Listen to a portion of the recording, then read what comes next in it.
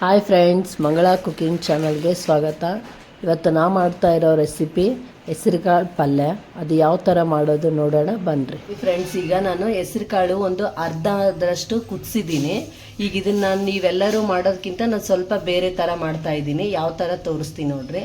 ಈಗ ಇದು ಅರ್ಧ ಮಟ್ಟಿಗೆ ಕುದ್ದಿದೆ ಅಲ್ಲ, ಇದು ಇಷ್ಟೇ ಇರಲಿ. ಈಗ ಇದಕ್ಕೆ ನಾವು ಬೆಳ್ಳುಳ್ಳಿನ ಹಾಗೆ ಹಾಕಬೇಕು. ಏನು ಸುಲಿದಿರೋ ಬೆಳ್ಳುಳ್ಳಿನ, ಒಂದಿಷ್ಟು ಬೆಳ್ಳುಳ್ಳಿನ ಹೀಗೆ ಹಾಕಿ ಸ್ವಲ್ಪ ಜೀರಿಗೆ ಹಾಕಬೇಕು. ಒಂದು 1/4 ಸ್ಪೂನಷ್ಟು ಜೀರಿಗೆ ಹಾಕೋಣ. ಹೀಗೆ ಇರಲಿ. ಇದೇನು ಉರಿಯೋದೇನು ಬೇಡ, ಹಿಂಗೆ ಹಸಿವೆ ಜೀರಿಗೆನ ಹಾಕೋಣ. ಇಷ್ಟು ಒಂದು 1/4 ಸ್ಪೂನಷ್ಟು ಹಾಕೋಣ.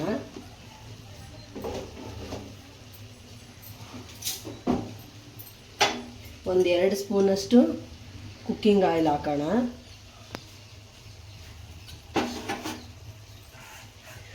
ಈಗ ಇದಕ್ಕೆ ಸ್ವಲ್ಪನೇ 1-2 ಹಸಿಮೆಣ್ಸಿನ್ಕಾಯಿ ಅಲ್ಲ ಬೆಳ್ಳುಳ್ಳಿ ಪೇಸ್ಟ್ ಮಾಡಿ ಹಾಕ್ತೀನಿ. ಈಗ ನಾ ಮಿಕ್ಸಿಗೆ ಹಾಕ್ತೀನಿ ಅದನ್ನು. ಅಲ್ಲಿ ತನಕ ಹೀಗೆ ಮುಚ್ಚಿಡೋಣ.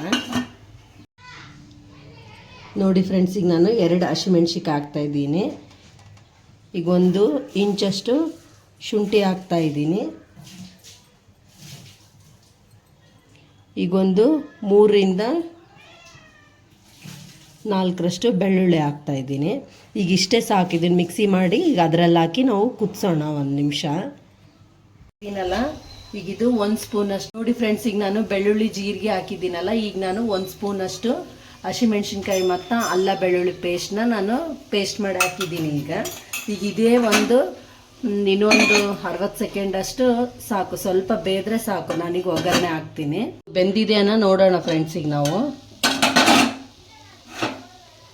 ಈಗ ಇದು ಸಾಕು, ಇಷ್ಟೇ ಬೆಂದಿರೋದು. ಇಲ್ಲ ಭಾಳ ಮೆತ್ತಗಾಗುತ್ತೆ.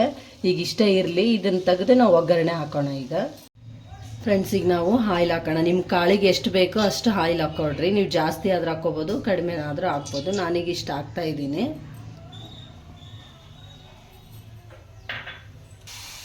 ಈಗ ಎಣ್ಣೆ ಕಾದಿದೆ. ಸ್ವಲ್ಪ ಸಾಸಿವೆ ಹಾಕ್ತೀನಿ.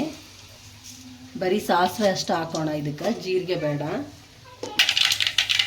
ಈಗ ನಾನು ಸ್ವಲ್ಪ ಕರಿಬೇವು ಹಾಕ್ತಾ ಇದ್ದೀನಿ. ಈಗ ನಾನು ಆವಾಗಲೇ 1-2 ಮೆಣಸಿನ್ಕಾಯಿನ ಪೇಸ್ಟ್ ಮಾಡಿ ಹಾಕಿದ್ದೆ. ಈಗ 1-2 ಹೆಚ್ಚಿಬಿಟ್ಟು ಹಾಕ್ತಾ ಇದ್ದೀನಿ ಹಸಿಮೆಣ್ಸಿನ್ಕಾಯಿನ. ಈಗ ನಾನು ದೊಡ್ಡದೊಂದು ಈರುಳ್ಳಿ ಹೆಚ್ಕೊಂಡಿದ್ದೀನಿ. ಈಗ ಈರುಳ್ಳಿನ ಹಾಕ್ತಾ ಇದ್ದೀನಿ. ಇದು ಚೆನ್ನಾಗಿ ಗೋಲ್ಡನ್ ಬ್ರೌನ್ ಆಗೋ ತನಕ ಬೆನಿಲಿ ಇದರಲ್ಲೇ. ನೋಡಿ ಫ್ರೆಂಡ್ಸ್, ಈಗ ನಾನು 1 ಚಿಟಿಕೆ ಅಷ್ಟು ಅರಿಶಿನ ಹಾಕ್ತಾ ಇದ್ದೀನಿ. ಈಗ ನಿಮ್ಮ ರುಚಿಗೆ ತಕ್ಕಷ್ಟು ಉಪ್ಪು ಹಾಕ್ರಿ. ನಮ್ಗೆ ಇಷ್ಟು ಸಾಕಾಗುತ್ತೆ. ಈಗ ಇದನ್ನು ನಾನು ಸ್ವಲ್ಪ ಕೈ ಆಡಿಸಿ ಈಗ ಇದರಲ್ಲಿ ನಾನು ಕುದಿಸಿರೋ ಕಾಳನ್ನ ಹಾಕ್ತೀನಿ. ನಿಮ್ಗೆ ಇದರಲ್ಲಿ ಬೇಕಂದರೆ ಸಬ್ಬಾಕ್ಷಿ ಸೊಪ್ಪಾದರೂ ಹಾಕ್ಬೋದು, ಇಲ್ಲ ಮೆಂತ್ಯ ಸೊಪ್ಪಾದ್ರೂ ಹಾಕಿ ನೀವು ಫ್ರೈ ಮಾಡ್ಬೋದು. ಇದು ಚೆನ್ನಾಗಿ ಕಲಸೋಣ.